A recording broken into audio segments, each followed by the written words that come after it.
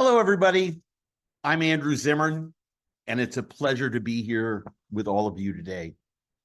I'm a longtime friend of José Andrés, and I've been a champion for World Central Kitchen since its inception. And I'm so thrilled to be here with you all celebrating the power of food, as well as World Central Kitchen's new cookbook. A few housekeeping notes before we begin.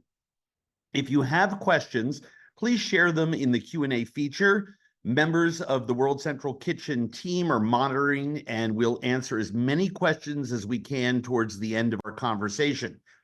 We are recording this webinar, which only captures the panelists and the live conversation. Any questions or messages you send will not be recorded. So let's get started. World Central Kitchen is founded on one very simple principle, that food can be a powerful agent of change, most specifically and especially during times of crisis. Now, this belief is brought to life in the World Central Kitchen cookbook, Feeding Humanity, Feeding Hope. And it's done through recipes and stories from World Central Kitchen chefs, friends, and local cooks that our teams have met out in the field. Now, today, our panel brings together three of those incredible contributors to share their unique perspective on the power of food. Robert Egger, Chef Aline Kamakian, and Chef Eric Adjepong. Robert Egger is the founder of DC Central Kitchen, where formerly incarcerated jobless and unhoused men and women learn the culinary arts with the goal of using food waste to feed unhoused DC residents. Now, José Andrés famously was a volunteer there when he arrived in Washington, DC many years ago, and José credits Robert as his mentor in philanthropy. Robert was a founding board member of World Central Kitchen and has dedicated his career to using the power of food to provide nourishment and unlock human potential. Robert? Hey, my handsome brother. Aline Kamakian. Chef Aline is a member of World Central Kitchen's Chef Corps, the group of prominent chefs that volunteer to support World Central Kitchen in a number of ways. Aline first joined the World Central Kitchen team following a blast at a Beirut port in 2020. The explosion killed hundreds, injured thousands, and displaced hundreds of thousands of people from their homes. Aline and the staff at her nearby restaurant were knocked out by the blast. She remembers coming back to consciousness to find herself performing CPR on a colleague. Although the restaurant was left in ruins, Aline and her team joined the World Central Kitchen staff to cook thousands of comforting meals for displaced families. In 2023, Chef Aline rallied World Central Kitchen's response in Armenia, supporting people displaced from Azerbaijan and Lebanon, supporting people displaced due to the conflict in Gaza and Israel. Aline?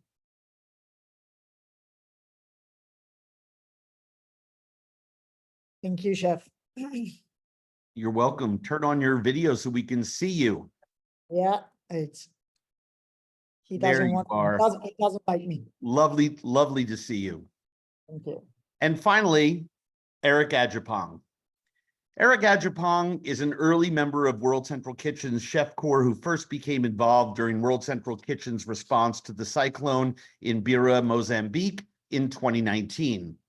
Since then, Eric has supported World Central Kitchen in numerous ways, including his contribution to the cookbook.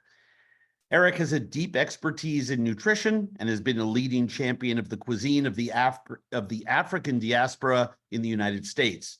He is a celebrated author and TV personality, truly meeting people where they are to spread the message of the power of food. Eric? AZ, what's going on? How are you? Hello, my friends. Robert, Eric, Aline, all of our guests, thank you everyone for joining us today. Let's get started by, getting into the culinary mood, shall we? Food memories are said to be more powerful and more sensory than any other memories, especially smell. One by one, and Robert, I'll start with you. Can you share a memory of food that for you is particularly nostalgic? Oh, dude, I grew up in Southern California, so tacos. I'm a cumin man. And I still, we had tacos last night, bro. So I'm a taco man. I love that. What is it about the taco? Is it the speed? Is it the delivery system? Is it that it was the first bites you remember from childhood? All of the above? Dude, my father used to say if you didn't have red grease dripping off your elbow when you ate, it wasn't a real taco. But it's everything, man. It's the perfect. I think it's the perfect food. Like so many things. And to be honest, we'll kind of touch on this. It's poor people food. It's street food. And I think that's one of the things I love the most. Yeah, it's an incredible historical vehicle for eating, that's for sure. Aline, how about you? Well, my mom's brioche, which we call it in Armenian chorek, which you have all the scents inside, and the way when you go in the house, you have all this smell all over it. And it's a morning breakfast, it's afternoon, like a tea time or anything. So for me, this chorek is full of everything. It's a kind of very slow cooked brioche with the scent of, we call it the seeds of cherry inside, the mahlab, what we call it. And of course, you have inside the Greek also everything. All this smell that's coming outside is beautiful. It's amazing. You and I have never talked about food, and the minute you were describing that, I instantly was 5 years old in my grandmother's kitchen smelling chicken fat. It was the smell of roasted chicken fat was the smell of my grandmother's kitchen. It was the smell of my grandmother, quite honestly. Food's very powerful. Eric, how about you? I echo that. I think I remember nostalgically the smell of like my mom's jollof rice or whatever, leaving my house and then like going into New York City and it's still like on my clothes. And then like hopping on the train and going to friends' homes and that smell still lingers. But it's definitely my number one core memory. It's my mom making that that jollof rice for the family. And I go back to it time and time again. I still to this day say my mom has the best recipe. It's fact. But yeah, I think I go straight to that. And like you mentioned, it's the smell, it's those core memories that kind of trigger everything all at once. Food's very powerful. And you all have contributed recipes in the World Central Kitchen Cookbook. And I was wondering, and again, we'll take it the same way, why each one of those recipes is meaningful to you. Robert, tell us about the recipe that you supplied for the cookbook. Yeah, man, I did green chili pozole, which is a family favorite. My wife's from New Mexico, so we have green chili in probably 50% of what we eat every day. But I'll tell you, man, what it really was we had to feed a lot of people during the pandemic, and then subsequently some of the fires here in New Mexico when we activated alongside World Central Kitchen. And I needed something that you could feed a lot of people really fast and frankly affordably. And New Mexico has one of the great food traditions in America with the Three Sisters, corn, beans, and squash. And it's the place where the Spanish, dare I say, occupying army brought chickens, goats, pigs. So these two cultures came together. And like you said, this is one of the great joys. I really wanted to. So much of the food I like has a lot of stuff kind of inside it, not just the obvious nutrients, but history and culture. So that idea of fighting hunger with tradition was a real powerful idea here in New Mexico. And plus, anybody like your grandmother's chicken soup, there is a medicinal power to food that makes you sweat. And that's one of the things I also wanted to do because, again, man, when we started during the pandemic, it was a great unknown. So there was a great sense of we got to get people a hearty New Mexican meal, but something that also can maybe serve 2 or 3 other purposes at the same time. Yeah, it's a gorgeous recipe. I love pozole. It's a good one. Aline, how about you? Well, I choose the lahmacun that we call, that is known for the name. It's when we had the explosion and we were surrounded by people who lost their home and their kitchen and everything. for me, it was a meal. It was a street food. It's a street food, Armenian street food that is full. You know, you have the meat, you have the vegetable inside, you have all the aromas, you have the bread that keep you content, and it's fast. So I needed to do something that I can reach the most of the people, the fastest, and for them to keep them full until we can find another way to feed. But it was the first thing that we started to cook and to distribute. So for me is till now, I'm like, every time I go in the restaurant and we have the lahmacun, is like the smell, it attracts me anytime. I can't stand it. I have to eat, you know, I have to taste every time. So I love it. Yes, and by the way, I should say, for those that haven't had the enjoyment of looking at the cookbook and getting their copy, I would encourage you all to. The recipes are fantastic, especially the ones from our contributors. They're all great. I'm a little bit biased, only because knowing that we were all talking today, I had a chance to go in and actually make all the recipes. And Aline, Saturday night, I served lahmacun to about 120 guests at an event in Colorado. And I don't say that for any other reason other than the way food travels and inspires people is constant and consistent. So that lahmacun raised a lot of money for a good cause in Colorado just a few days ago. Eric, what about you? What's your recipe? I have the Zima shrimp and grits from Mozambique, and my contribution was around 2019. And I love the fact that you just mentioned how food travels and how much it inspires people. I was inspired by this dish, couple of different ways. When I lived in London, England, I was introduced to a beautiful Mozambican community.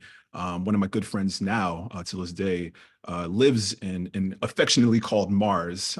So when tragically the cyclone happened in 2019, the shrimp industry was probably the biggest impacted industry as far as food is concerned in the area. And this was kind of a no-brainer. The peri-peri is such a classic pepper and sauce, and it's used in so many different ways, coming from Portugal and those West African kind of influences and South African influences as well. Definitely inspired this recipe. The Zima, very similar to grits, is super hearty. The shrimp kind of adds a little bit of that peppery note. So I love how Robert mentioned as well about that heat kind of being necessary in two different ways. It makes you sweat, but also gives you a little bit of something that, you know, full in your belly as well. So that was the inspiration and a little bit of that contribution for our WCK.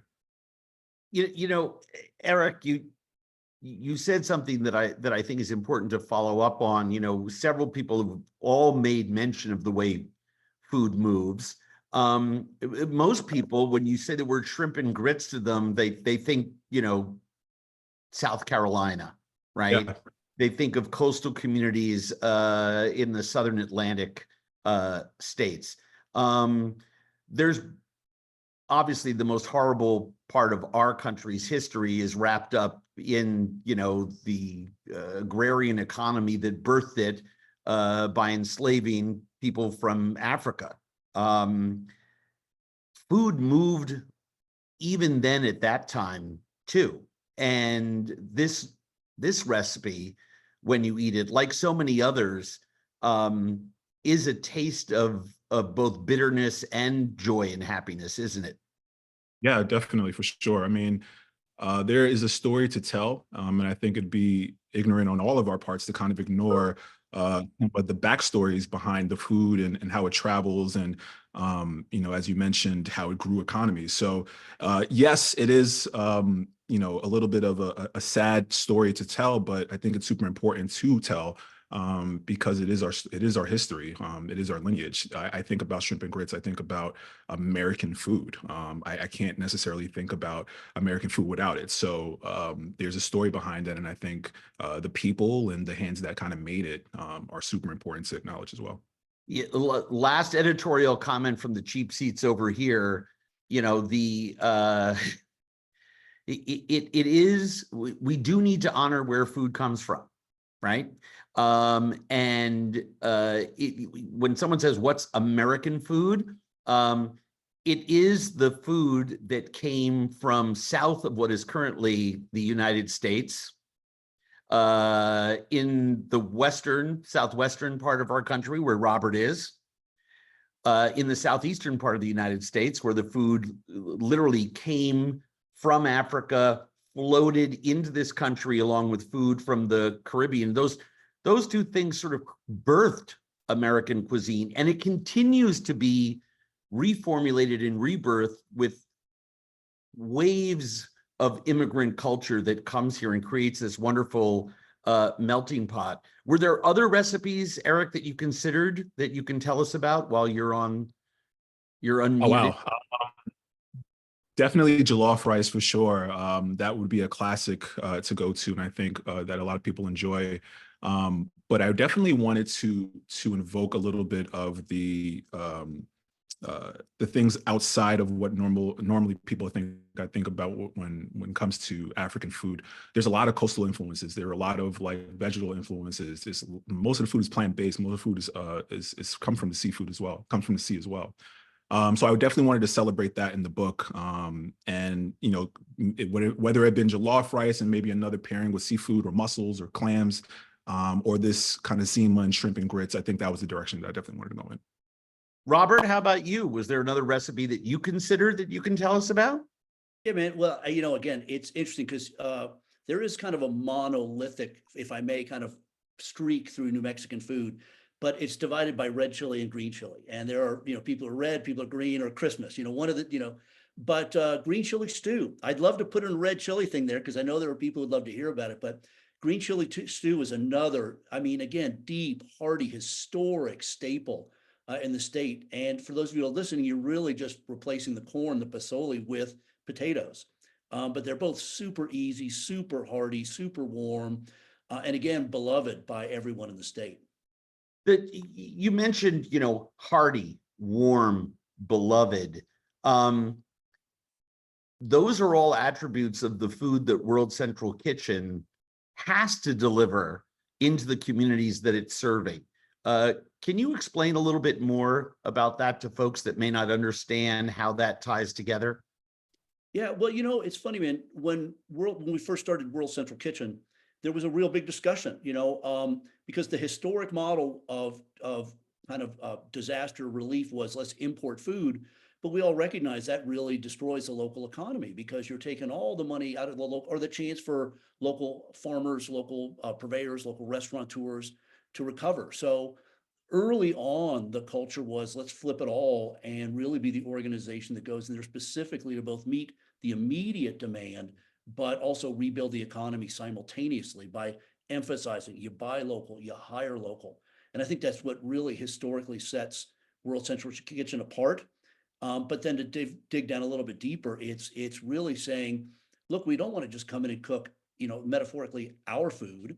We want to basically hire local people who understand the culture, respect the history, you know, understand the tastes, know where to buy stuff, you know, and really tap into that to a little. And, you know, just a real quick, but I was taking a lot of food out to the Pueblos, and I assumed it would be kind of a regular stop to take the food and drop it off and set up a line and serve. Very quickly, the indigenous women on the Pueblos were like, we got this. We don't need you.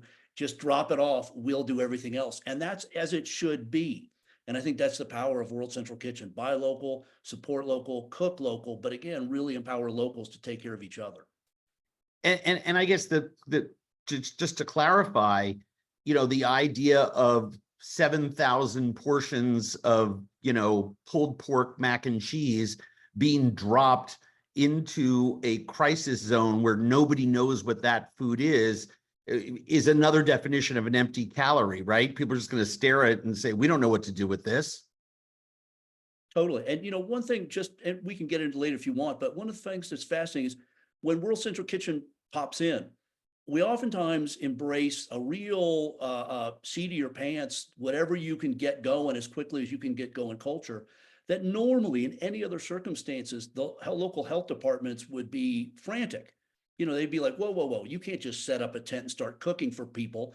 You've got to go through these different safety things. And it's allowed because it's perceived as an emergency. And I think in America in particular, I wish we'd acknowledge the emergency of everyday food and hunger, and really loosen up a little bit and allow a lot more vibrant kind of cooking styles as we go to try and meet the need in our communities. Yeah, I don't think anybody really quite understands the bureaucratic nightmare of whoa, whoa, whoa. Right. Well, yeah, when someone holds up their hands to me and is like, whoa, whoa, whoa, that's when I just lower my head and running back my way through all that stuff. Aline, were there other recipes that you considered for this book that you can tell us about? Yeah, there was two things that I was always, it's in my priorities, the Armenian dumplings, what we call the manto, which is it's also a story about people getting together to prepare it. It's very easy, but it's time consuming, and it's the whole story about it is the family getting together and everybody's doing the small, like a boat-shaped dough with the meat that is the dumpling that is being cooked, and the kids starting to eat like as if you're eating pistachios. By the time you eat it at night with some tomato pepper paste sauce, the yogurt on it, sumac on it, so it's the same dish. It has 3-4 ways of having it, and according to your mood and stuff, it's very important for me. It's how you prepare it and all the contrast of the food, the crispy and the creamy, the hot and cold, everything, the sweet and the sour, all is mixed in this one food, and it tells you a lot about it. And the best is when everybody's getting there to prepare it, from the mother to the daughter to the father, and everybody is there and telling stories. And it was one of the dish that we were after the explosion, it was kind of our, you need some therapy. You just exploded, you don't know what's going on. And everything that we were preparing per group, talking about it, it was our therapy. We didn't know about that. But afterwards, when we were talking about it, you realize that you've done your group therapy by preparing these foods and by distributing. And it was one of the most important thing about preparing this food for us. Aline, you talked about this therapeutic component. And I was thinking while you were describing the whole family getting together and cook, and then starting with the youngest, their hands in the pot. That's always the way it was in my house growing up with similar types of dishes. There's a therapy on all sides of the equation, both with the people doing the cooking as a community, however you define that, coming together and being of service to others. There's a therapy in tasting that seminal food of your culture that you need right away after a disaster. And I know World Central Kitchen's mission is driven by this power of food that brings hope, that brings comfort, especially during the most challenging of moments. And I was wondering, since you brought it up first, why you think that food is such a force for change. You said it, it's the comfort, it's the kind of, you lost everything, like I always come to the explain, I lost your house, lost your business, you're wounded, you don't have anything. This small food takes you back to your cocoon, to your family, to your mother, to your safe place. This food, your comfort, you're finding blessing inside. The way it is distributed with nice pack, with everything neat next to it, gives you the pleasure to have it. It's not like you're begging to have it. It's very important, the way World Central Kitchen works, and it's keen on to deliver the right amount of protein, the cleanness, the neatness, everything. And plus it's very important, as he said, that the indigenous food style that we're having. So it gives you everything, the comfort and safety, that you're not alone. You're here, not alone. Well, we're together in this. So these are messages that just simple food can deliver, give you hope to change. And this is where you build and you come. And once you receive, you will learn how to give. It's completely different things, but I was always on the giver side And when the explosion happened, I was on the receiver side, and I've learned a lot about that because receiving opens a lot of horizons. It's a very, very powerful concept. And the person, talk about coming full circle for me.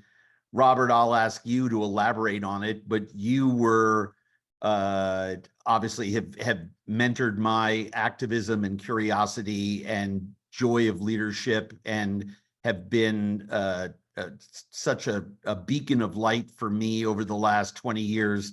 Can you elaborate on what Aline talked about in terms of this notion of giving and receiving and the food's capacity to be a force for change? Yeah, totally, man. I tend to be a little bit diabolical about it. As a young man, I wanted to open a nightclub to use the power of food to disguise powerful ideas that most people were afraid of. And years ago, I really fixated on this idea that most people are actually really decent and kind. They're burdened by fears. In fact, not to be crass, but I got this little heart on my finger. So when I do this, it's like, dude, put it away. Don't be a hater. Recognize we're all burdened by stereotypes and bigotry. So when I started DC Kitchen, and my first encounter volunteering was sitting as a volunteer serving people food that we made at a church basement, but there was a table between us. And I really wanted to erase that table, that idea of the division, and embrace kind of a side-by-side culture. And at DC Kitchen, which has now been open almost 12,900 days in a row since it was founded 35 years ago, no matter who comes in there, man, whether it's the students in the job training program, students coming in who are getting service, presidents of the United States, everybody works side by side. Everybody has a role to play. No one, and that's the joy, I think, of World Central Kitchen, because it kind of disasters level the playing field really fast. And what you find, and we found this when we did the fires in Ventura too, another World Central Kitchen activation with LA Kitchen, was you'd go up there and, man, there'd be rich people and bikers and tweakers and everybody in a gym taking care of each other. And it's what I lovingly call the deeper hunger, that sense that we all ache to be part of something bigger than ourselves. We want to contribute. And I think the more we recognize that food can pull people into that place where they can let go of some of those prejudices or bigotries we all have, and find common cause in either cooking or caring, that I think is the true power of food. Eric, what do you think about food as a force for change? How have you experienced that? So many different ways. I think I'm moved specifically, if I can just touch on Aline and Robert's point about WCK's impact in these different locations, and the therapy that comes with the food. And I totally subscribe to that, because I absolutely know in my personal life food to be therapeutic. But then also one word that I think was missing was giving the dignity back to people when it comes to coming to a place and not necessarily cooking your food, but allowing indigenous people to feed indigenous people. Because like Robert said, when there's disaster, the playing ground is completely leveled. And people are searching for hope. So if you don't have much, if your home is devastated or something, your land is barren for whatever reason, the fact that you can get up and use your two hands to make food and to feed people, I think gives you the sense of dignity, and pride. And it comes in so many different ways. It could be culturally, it can be nationalistically, it could be whatever. But I think when you're serving your community, you connect more with that. And I think WCK allows these people, even in times of crisis, to still kind of like pick themselves up and allow themselves to kind of like see the hope within their own people, and even in the beauty and the struggle. So, I mean, that's a huge scale, but even on a smaller scale, I've seen food. I mean, we've all experienced 2020 in the pandemic, and I think that's probably the one that viscerally connects to us all, at least here in the States, where friends of friends are having restaurants and they can't open, but they're flipping their space around to feed communities. and they're using their space for the greater good. And capitalistic, I guess, goals and things that drive you kind of go by the wayside when it comes to communal efforts and being there for your fellow man. And I think that's the beauty that food inherently gives us. We all have to eat, and we all have to essentially nourish each other. And that comes with communication, that comes with talking to each other, that comes with, passing ideas. And I think in times of need, food specifically is such a beautiful crutch, because it allows us to be human, and allows us to kind of like settle in, and really get to the bare bones of it all. We're all the same, we all need food. We all kind of worry about the same things. And I think food is a beautiful kind of like instrument to help us realize that. It is. It's almost like a trampoline. I've been on the ground in a lot of places and seen one meal take someone from a victim-oriented mindset and literally transform them into resiliency mindset as they begin to take care of themselves. And when you do that, you're growing that person and that community's sense of esteem. You're growing their sense of self, all the things that a disaster can take away. In one horrific moment, someone can lose everything, and it's not just personal things. It's not just property. It's not just elements of prestige or a job. It's so vital to rebuild people's humanity, and you can do that one meal at a time. Aline, you've had some very personal experience with that, and as you mentioned in a few moments ago, you've been both on the receiving and the giving end of this. So I'm wondering, after you've heard everybody sort of hash this out, if there's anything you wanted to add before we moved on to the next question. No, I'm with the dignity. It's very important, as chefs mentioned. And today, because during a catastrophe, we're all on the floor. There was nothing, and everything is lost, including dignity and hope and everything. So food is a common language. Is everybody understands food, and everybody knows about food, and giving or receiving is the easiest and the most complicated way to deal with food, and to deal with the culture of the person. Within the same country, you have different culture, different way of eating, different way of understanding, different ethics, and these kind. So through food, you're telling this person that I know you. You're telling to this person that it's okay. You're telling to this person that come on, we're together in this. So this is it. I mean, it's very, for me, it's very important method and very important way of communicating. I just want to stay with just this for just 1 minute more, Aline, because your experience is so unique here on this panel. Do you remember what the first meal was that you ate? Because this horrific explosion happened. It was very close to where you were working. You literally, and I mentioned it in the introduction, your first memory of coming to was actually helping someone else. But do you remember what the first thing was that you had a chance to eat that day? It was the second day when we started, and I was gathering everything. It was the wood of my restaurant, my Greek restaurant, that nothing was left, and everybody was looking around and searching for anything from the scraps. So what we've managed to do, the only thing that I had was wood, a pot, and leftovers of rice and bread and pastas, shell pastas. That's all we had left. And I burnt the food, and I burnt what left from my restaurant's wood. We put the pot on it, and we cooked rice with pasta, nothing else. And we didn't have anything to serve we had to bring small plastics, and everybody took some of the pots, and it was the first thing that we managed to do until we gathered each other. But there was no government, no help, no nothing. So it was the only thing that I could feed the food, and I didn't have anything else. So we just ate basic rice with pasta, just to be able to give something. I'm sure it meant a lot to everyone who was eating it, and I know it meant a lot to everybody who was cooking it. I think that's the beautiful part about what World Central Kitchen does.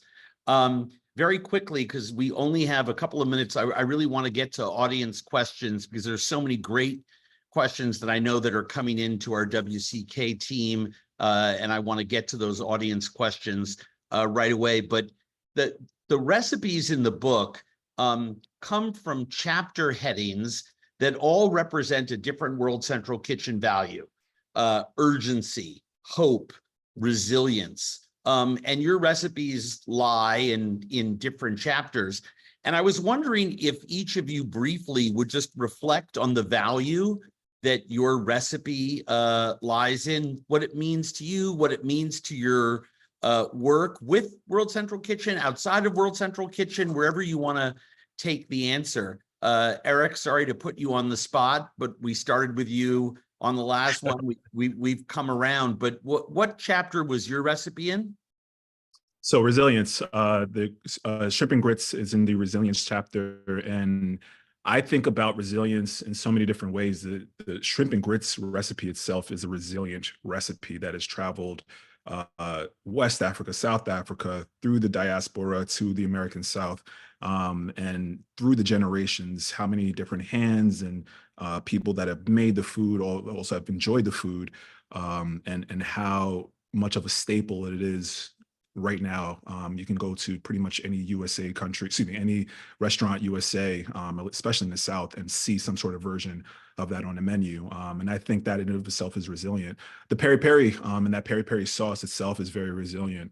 Again, traveled through Portugal, through West Africa, and then settling down in Mozambique and South Africa as well. And the different versions that you will get, some with a little bit more cilantro, some with a little bit more acidic notes, some with a little bit more heat, depending on where you go. But again, seeing how food kind of tells that story and that resilience in the recipe, and again, the people that made it, I think is pretty cool. Robert, how about you? What was your chapter?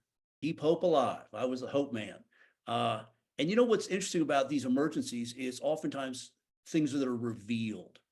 And you know, when we were hunting around for a place to cook, suddenly I ended up over at the community college here in Santa Fe, and the culinary school closed. It was the pandemic. And the chef there was like, well, let's reopen. And it took a little bit of effort, but it was interesting because we got students who were at home were suddenly able to come in and get credit hours. They could finish their class while serving the community. Nursing students were enlisted, and they got credit hours developing protocols for us. The people who ran the greenhouse opened it up, and they gave credit hours to students to come in and work there. So it was interesting though, because, you know, and actually we ended up using firehouses, you know, that were just sitting there, volunteer firehouses, and addicts aren't afraid of firehouses. Undocumented folks aren't afraid of firehouses. So again, all that was there. It was just reorganizing it. But it was interesting to see for those young chefs, and frankly, a lot of chefs. And I think this is through the whole gamut of World Central Kitchen's experience. Most of those chefs and most of those culinary programs still teach European fine dining.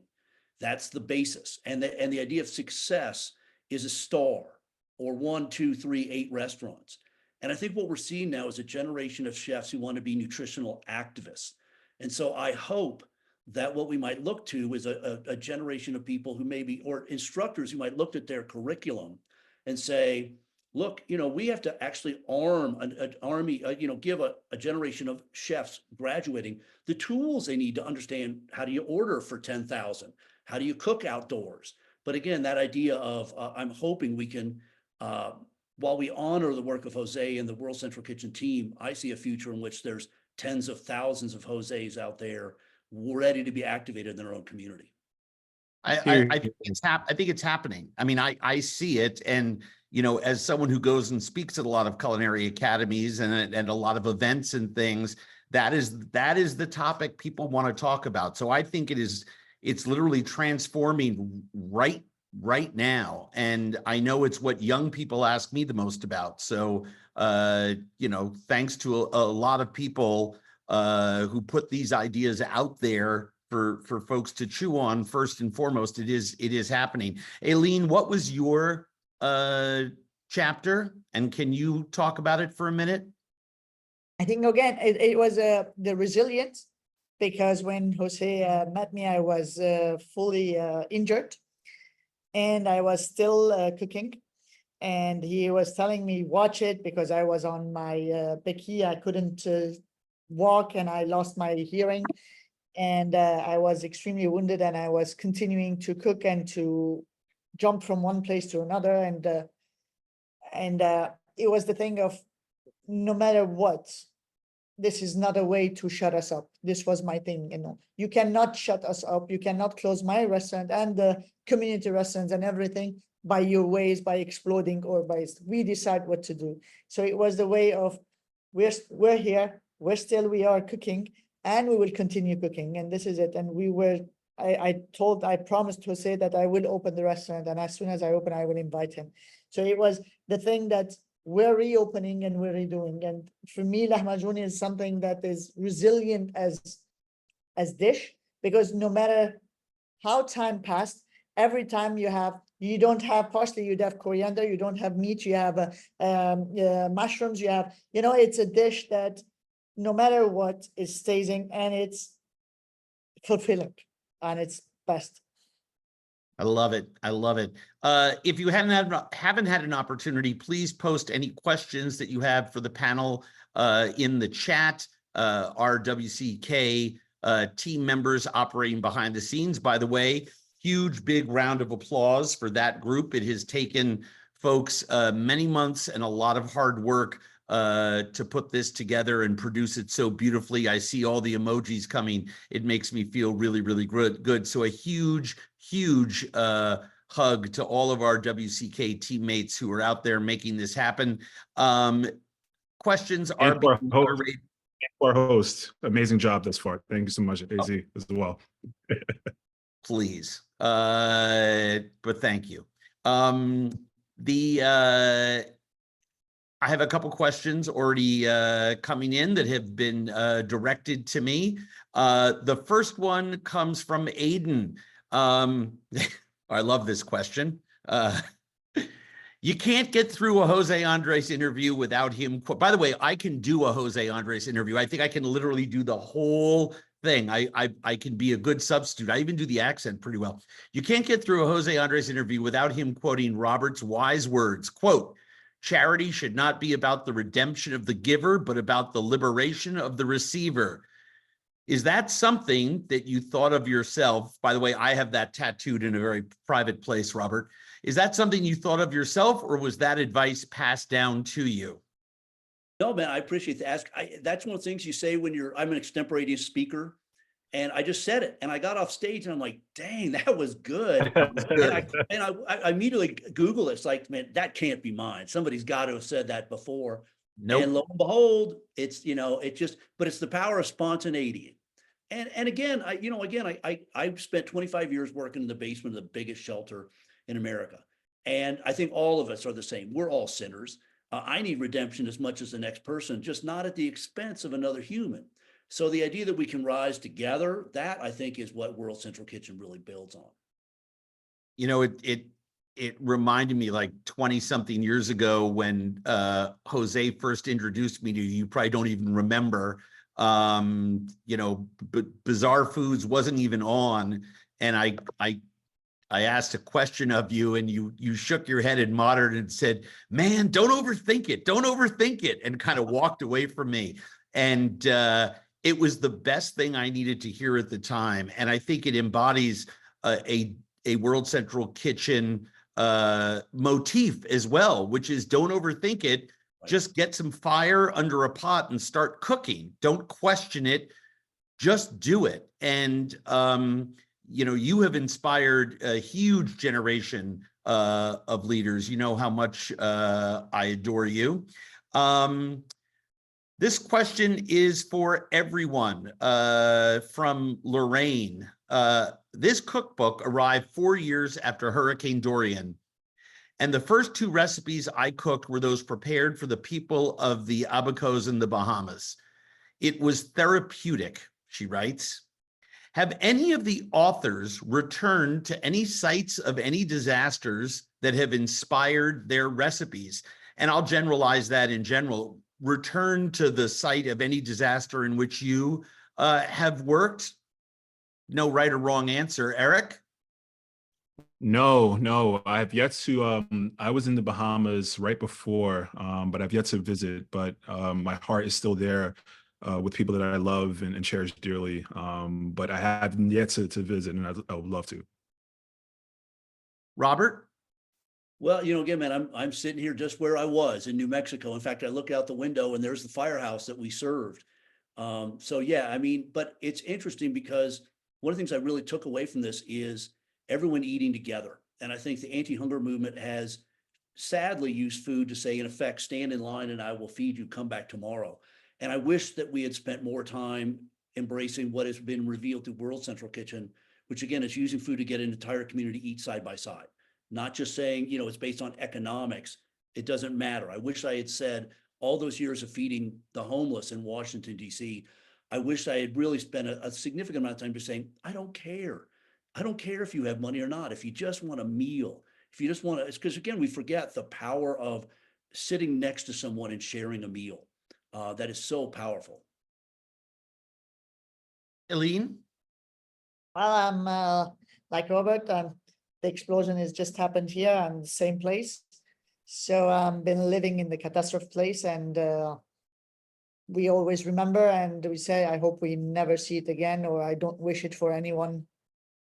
My worst enemy, I don't wish it. Can please tell me to shut up and go away. But before we actually went live, you were asked where you are right now. And to so many people, you're sitting with a white background on, but you literally are, you were saying that you just left the dinner shift in your restaurant, which is right where the explosion happened, correct? Yeah. Yes. So I'm in the small office behind the restaurant. So I clean up here so that it's neat. Yeah. But it's a mess around me here. I just wanted people to know, you talk about returning to the place of ground zero, so to speak. You've never left, right? No, I never accepted to leave. Awesome. Do you ever think about leaving? Will you ever leave? Look, I had the opportunity, and my brother lives in the state, and he begged me to leave here because it's not my first explosion. Actually, it's my third one. I have a PhD in explosions. This one was the biggest, but my reaction was I won't leave the team. The team not only put, you put sweat in your company, you work hard and you put sweat, but my team put not only sweat, but they put blood.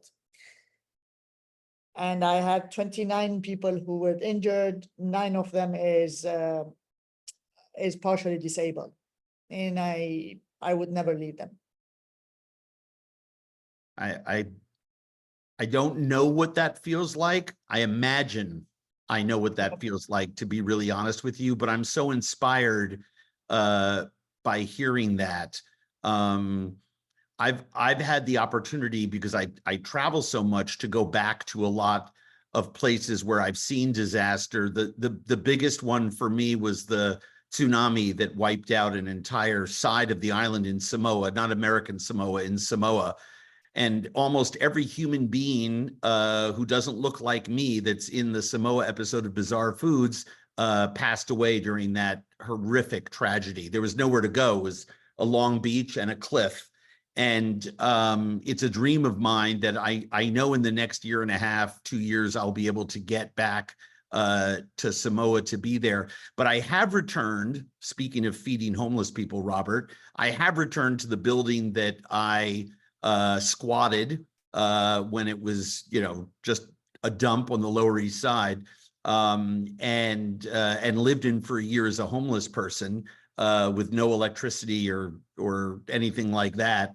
And which I left only to try to kill myself in January of 1992. And even though it's a very swanky piece of real estate, returning to it, and I've tried to do it often, is really, really, really transformational. So if anyone, panel or listener, has the opportunity to return to a place of immense tragedy, it is very, very cathartic. And I can tell you that from personal experience. Speaking of which, Heidi writes, food can create such communal moments. In addition to feeding those in need, how can we better use food to promote community, coming together, and understanding other cultures? It seems like such a logical vehicle for bringing us together, especially now. What are ways that we can harness this power? Eric, you want to take a swing at that? Yeah, that's a good one. I think it's really about self-fortitude and self trying to go out and really find the mom and pop spaces that are in your town that are serving food that you're not used to, essentially, going and exploring and trying new different things, and really seeing what the community is all about. I think a lot of people kind of just see essentially what's in front of them, but there's a world out there. And I think you can start in your neighborhood. You can start in your city, and you can really taste what the people have to offer. And I think that's a great place to really get a sense of where you are spatially, but then also where food is, kind of where the trends are going as well. Robert? Well, hey man, before we go, or before I answer real quick, I gave up years ago trying to, laughingly tell Jose his ideas are crazy. But I just got to acknowledge, and props to the World Central Kitchen team, man, because they did an airdrop yesterday. That's a first in Gaza. But I mean, I've seen some crazy stuff in my life, but that's the one that I must admit I literally laughed out loud. It's like he did a goddamn airdrop. So did I. Only Jose. But I mentioned this firehouse, and so much was revealed when I first arrived in this little village, and you have to be accepted in a little village. But they had a fiesta and everybody ate together. And that's a big thing for me, man. I'm really a big believer in eating together. And I think that whether it's, as I alluded earlier, if anybody in the audience today is part of the anti-hunger movement, understand that we've spent, 40 years feeding the poor, and too often pushing bad food down on poor people in the name of feeding the poor. And I think we've missed an opportunity to really bring people together and expand on an idea of mutual reliance and all that. So I think that idea, and I think more importantly, introduce your kids to the idea of eating with other people, and again, trying new things. So again, that's I invite people in, host big parties. It's stone soup. It's the stone soup era. Aline? In Levant, in the Middle East here, we have, everybody says, this is mine, this is mine. No, this is not Lebanese, this is Armenian, this is Turkish, this is, everybody wants to take this as their own. But for me, the most important is that how you can just blend to each other and have this. And for me, the blending was, first of all, accepting the other as if you're entering his house or you're welcoming him to your house. And for me, this blend of the food and the community and the culture is very important. And food, and as you said, sitting together and sharing a dish that both of us can relate to and have it, it's for me the most exclusive way to open door for negotiation, to open door for acceptance, to open door for forgiveness. And this is for me, because we have a lot of problem here. I think food is the only way. Music and food, I think it's the thing that you cannot cut. This is Lebanese, this is Syrian, this is Armenian, this is Turkish. It's very important for me, this blend and the acceptance of the other. I want to clarify for our audience one really important thing that you said so they understand it. The Levant is a giant area that encompasses almost a dozen countries. And there are lines on the map put there by colonial powers over the course of the last couple centuries. And what was once just an open area, so no one can claim a tomato, cucumber, and onion salad. Nobody can claim us. And I've been in other parts of the world, Thailand and Vietnam, Thailand and Laos. Everyone thinks that green papaya salad is Thai. It's actually the Laotian national dish. It's just when the English put a dividing line between them, that dish got cut into Thailand. And so food around the world does not know borders, does it? I don't Yes. know. It is, well, I'll tell you something, we have a second, so I'll take a swing at that one too. I'm a storyteller, I make television. You know, I think storytelling about showing people in Sweden how people in Paraguay eat and vice versa, and every other country in between has always been my goal, because I think if you show that and you say, wow, my family sits down and eats together that way too, which I found is the same everywhere. Certainly when I'm a guest in home in 170 some odd countries, everybody has said, be quiet, the strange fat guy will leave soon. You know, it's an incredible leveler that's necessary for us all to connect with our humanity. And I think storytelling is a very, very, very powerful way to harness that energy. I'm going to do one more question. It's kind of a lightning round because we just have a minute or two left. For each of you. And I want to find out from each of you something that gives you hope. We've talked a lot about, you know, different aspects of crisis and different aspects of solution, but personally for each of you, what gives you hope? Eric? I'm going back to Robert, and it's this new, I'd say, crop of chefs and industry leaders who are thinking outside the restaurant. I was inspired. I left New York to move to England in 2012 because of José Andrés. When I had the opportunity to learn about public health and nutrition, I took it because I wanted to bridge the gap between making a great meal on a plate and serving that great meal to a community, a region, a state, a country, so forth and so on. So I think really what gives me hope is the new crop of chefs who are thinking outside, and even the chefs are within the industry that are in the restaurants, thinking of ways that they can use their power outside of their four walls. And I think that's just super cool because, again, we are not necessarily gatekeepers, but we're ambassadors of food. And I think a lot of people look to us. So when we can speak to it with authority and also help people that need it, I think that's an amazing thing. Robert? You know, I made my bones collecting food that people called ugly, you know, ugly produce, leftover food, that kind of stuff. And it was fun to watch people realize there was value there. Every single morning, 10,000 people turn 70. And globally, there's never been a phenomenon like this many people aging. And I think what's really gives me hope is how many older people now are realizing that they're still beautiful. That whole beauty myth and the idea of I don't have value anymore, man. I'm delighted to see that falling into the ash heap of history. You know, we are all beautiful. And it really isn't on the outside, it's what's on the inside. And I think food and community and sharing brings it out. Aline? For me, it's not being alone.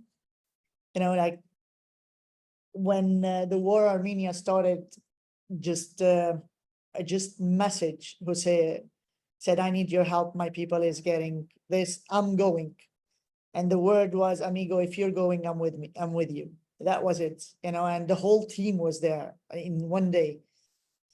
Here, when the war started in Lebanon, south of Lebanon, same thing. I was like, listen, we have more than 100,000 displaced people, and we're not alone. And this is very important. And we forget that. But when the explosion happened, kids, big, short, everybody was here from their houses coming to help. clean, remove. And this is very important. Yes, there is people that wants to harm you. There's people who wants to steal you. But if we look the other way around and we see how much people there is, and that we're not alone in any of everything, and that we still, as a human, can talk and be and hug and eat and have a meal together.